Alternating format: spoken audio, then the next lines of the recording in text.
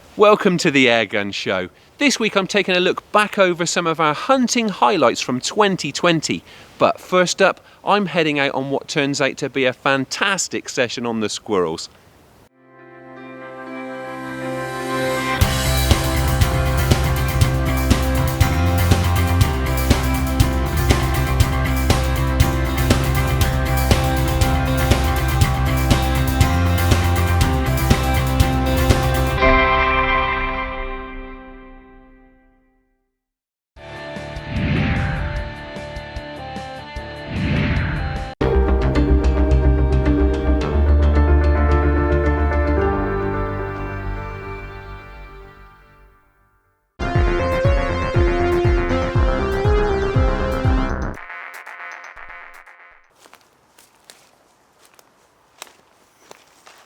Right, I'm in the woods after squirrels again today, and I'm expecting it to be a pretty productive session. Now, I've not been able to shoot these woods for a while, and this is going to be my first session on a feeder that's getting a lot of attention. Now, it's loaded with peanuts, and over the last week or so they've been going down very quickly, which suggests that there are a lot of squirrels visiting it.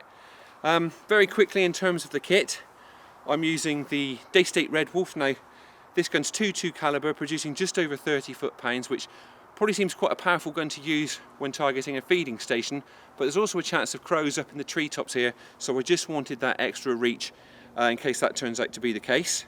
The scope is the usual MTC Mamba Light, and that's held on with Sports Match scope mounts. One change today, I'm using the Eagle Vision GoPro mount. That is just in the hope of getting some decent scope cam footage through the scope, just to get you as close to the action as possible. So that's what we're up to. That's the kit. I'm going to get into the hide and hopefully we'll get some squirrels.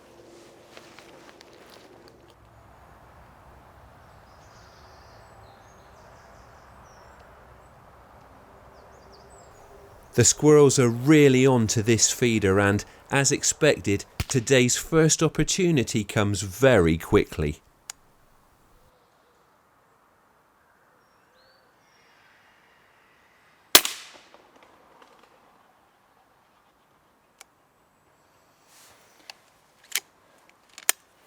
That was a nice quick start. Now, I usually wait for squirrels to settle properly on the feeder, but that one definitely knew that we were here, so I didn't want to give it time to spook. I very handily, this gun, the zero, the initial zero is pretty much perfectly corresponding with where the feeder is, just over 20 metres away, so I just have to put the crosshairs where I want the pellet to strike and pull the trigger. There's no aim off required.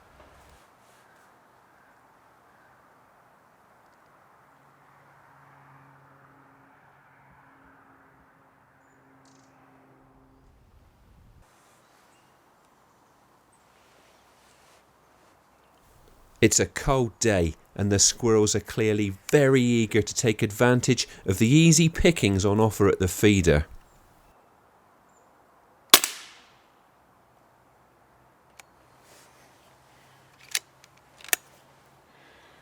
That one was more like it. Came in, took a peanut, settled on the feeder just as you'd want. Another really nice clean headshot, and it dropped like a stone.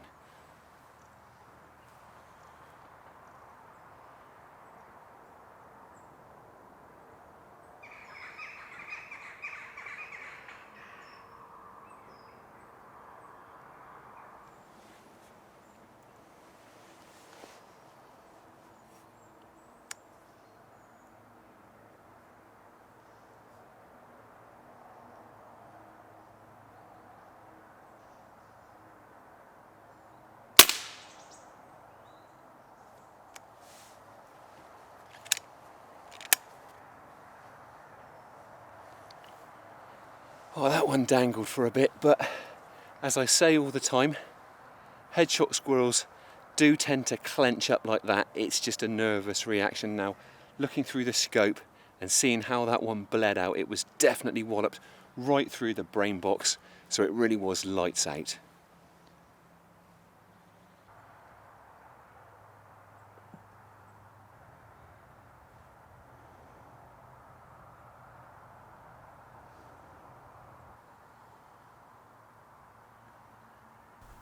I'm used to having to be very patient when shooting from a hide, but I'm not having to wait very long between shots today.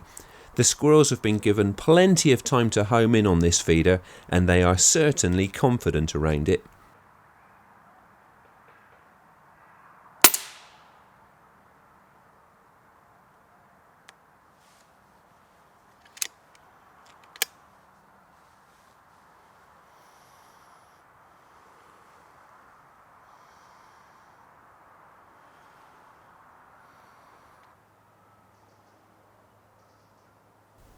You can see that my hide is very basic, although the tree trunk and branches behind it make for a decent backdrop.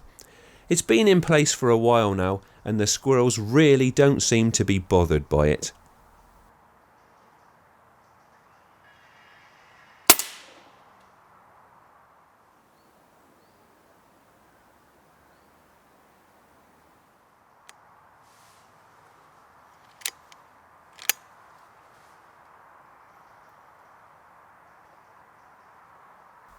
It's easy to see how effective feeding stations are for squirrel control when the bushy-tails are dropping in as frequently as this, and here's another one desperately filling up on peanuts.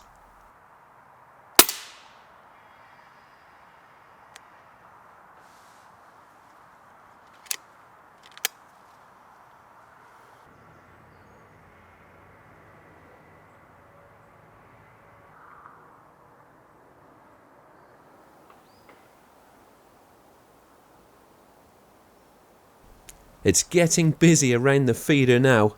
The birds are eager to pinch a peanut or two, but it's not easy for them to get a look in when the squirrels are turning up in pairs.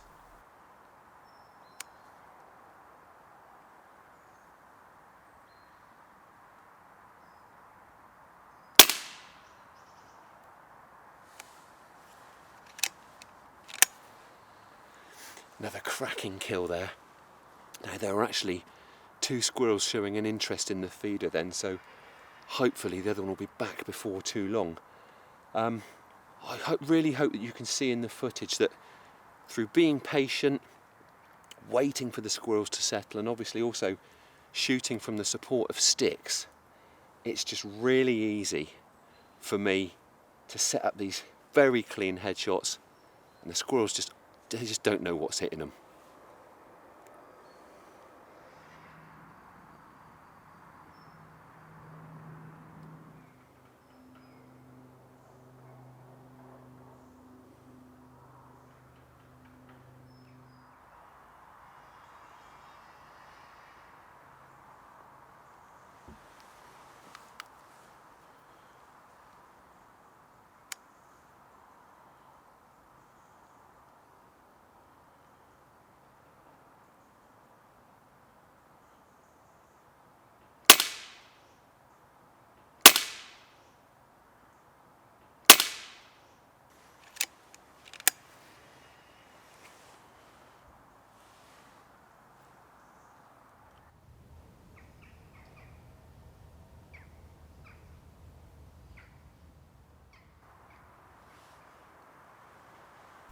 Once again, we've got 2 squirrels around the feeding station.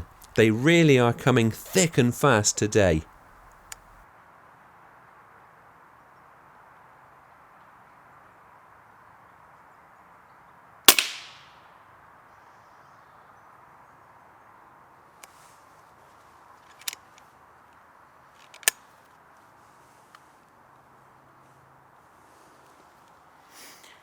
Another bit of a dangler there.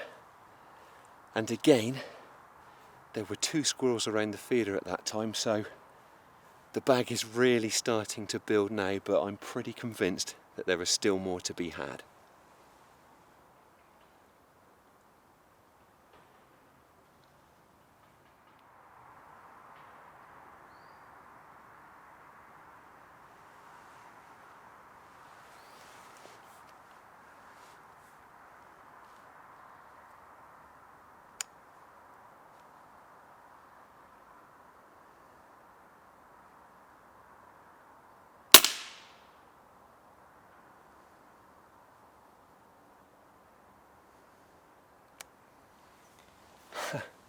Well, I say we want clean kills, but I was worried for a moment that that one was going to be stuck on there. It had such a solid wallop that it was literally dead on the feeder. It did eventually drop off, so yeah, another really good one.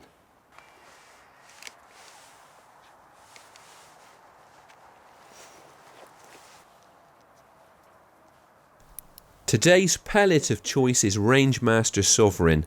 They shoot well with the 30 foot-pound Red Wolf and aren't so prone to ricochet as heavier ammo. As I always say, pellet choice ultimately boils down to whatever your airgun shoots most accurately with.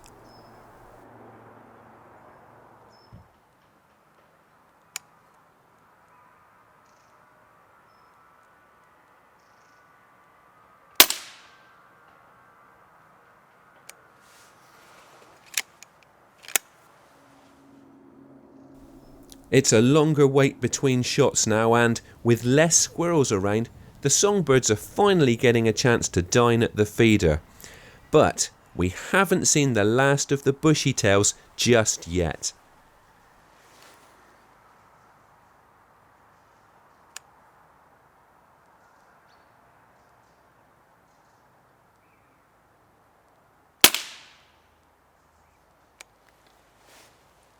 Well, I think that one takes the tally up to 12, and we've actually only got scope cam footage for that one because the other two cameras that we've got trained on the feeder, the batteries have drained on them. We've been here for about 3 hours now, and I think with the batteries going and also the shooting has slowed down quite significantly, seems like a good time to wrap it up. But I think the important thing is just the number of squirrels that we've shot in a relatively short space of time just shows how many there probably are in the vicinity and the potential damage that they can do. Now, not only the damage that they cause to trees through their bark stripping, but also outcompeting the native wildlife for food, and also through stealing chicks and eggs from songbirds' nests. So there really is a huge potential for damage. So once I've picked them up, the final job will be to refill the feeder, and I'll be back again for more squirrels very soon.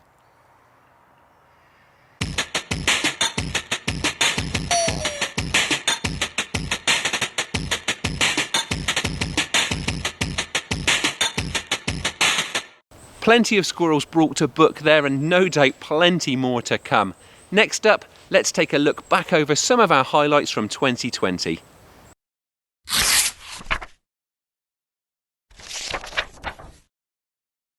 It's that time when we look back on some of the highlights from the previous year. Now, let's face it, 2020 wasn't really a great vintage for most of us, but at least in general we were able to get out and do a bit of shooting. So I'm going to look at some of my Airgun Show highlights from the past year, and I'm kicking off with a shot from a recent crow shoot because it's so difficult to catch these crafty birds on camera. We're dealing with wary birds here today, but they're desperate to get back onto that seed drill, and it's not long before one pitches into the city tree.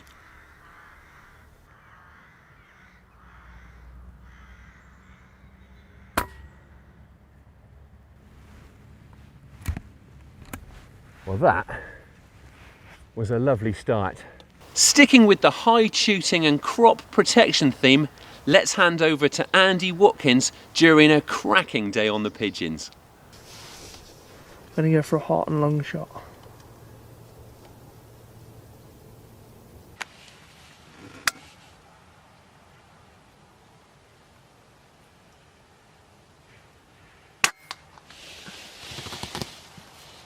Over to Richard Saunders now, and it's another pigeon.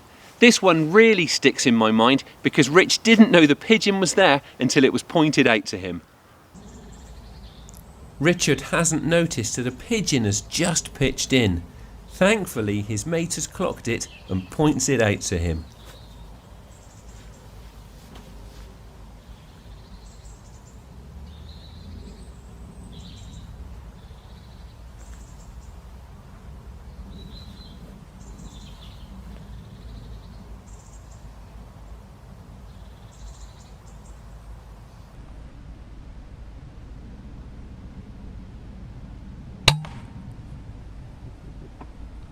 That was a brilliant pest control session for Rich, and he also managed to make some great shots on rabbits.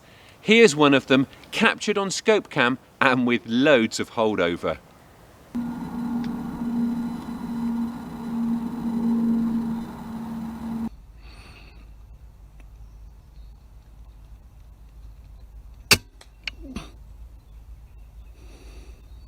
The summer feels like an absolute age ago now, but it gave me some fantastic rabbit shooting last year.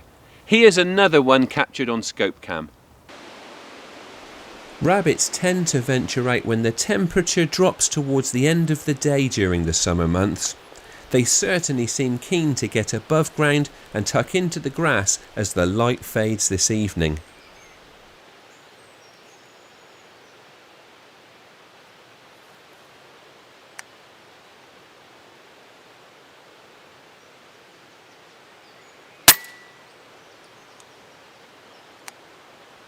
Just like crows, magpies are always tricky to nail in front of the cameras. Andy manages to do it more than most, and here's one of them.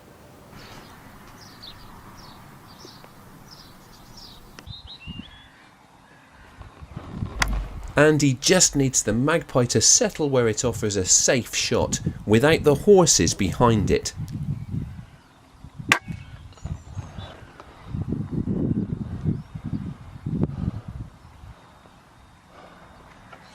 Andy showing us the way there. Now, I absolutely love my rat shooting. It's usually best in the winter, but here are a few from an unusually busy session in the summer when they were absolutely queuing up.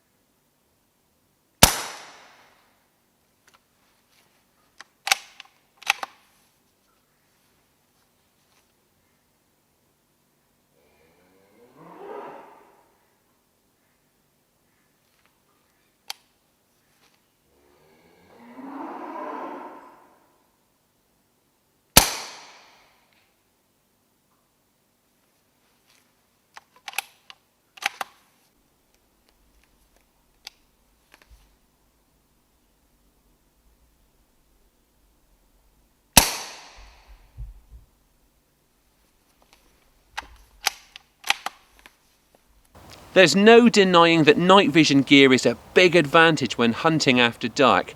But that said, you don't have to spend a fortune to do some decent nighttime ratting. I had a fantastic time doing it the traditional way with a spring gun and lamp.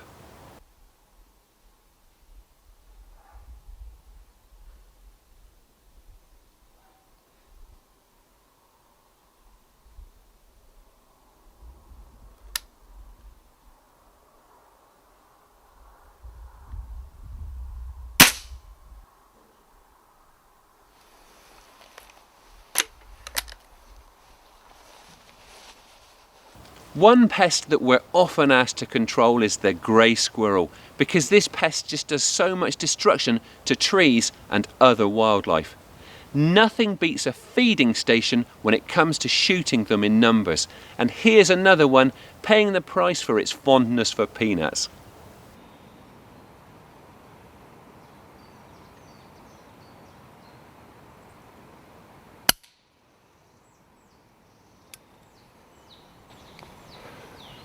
As effective as feeding stations are, it's often more enjoyable simply hunting on the move.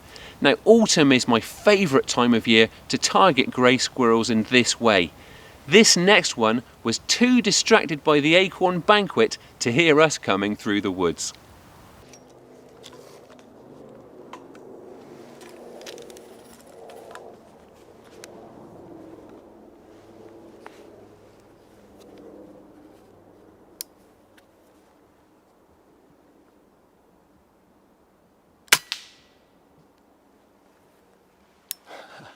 Well, that was just a handful of our hunting highlights from 2020. We're looking forward to many more in 2021 and hope it's a great year for you. Don't miss the award-winning Airgun Shooter magazine. It's packed with hunting features, reviews, tactics and insight to help you become an even more successful shooter. Get your copy today in shops or online.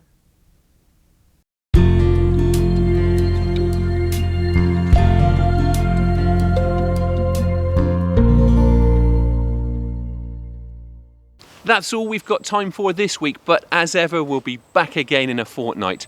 Thank you for watching, and please don't forget to like us on Facebook and follow us on Twitter. And may I wish you a very happy, healthy new year from myself and the rest of the Airgun Show team. And remember, if you aren't already a member of the BASC, have a look at their website and check out the benefits that you could be taking advantage of through Airgun membership.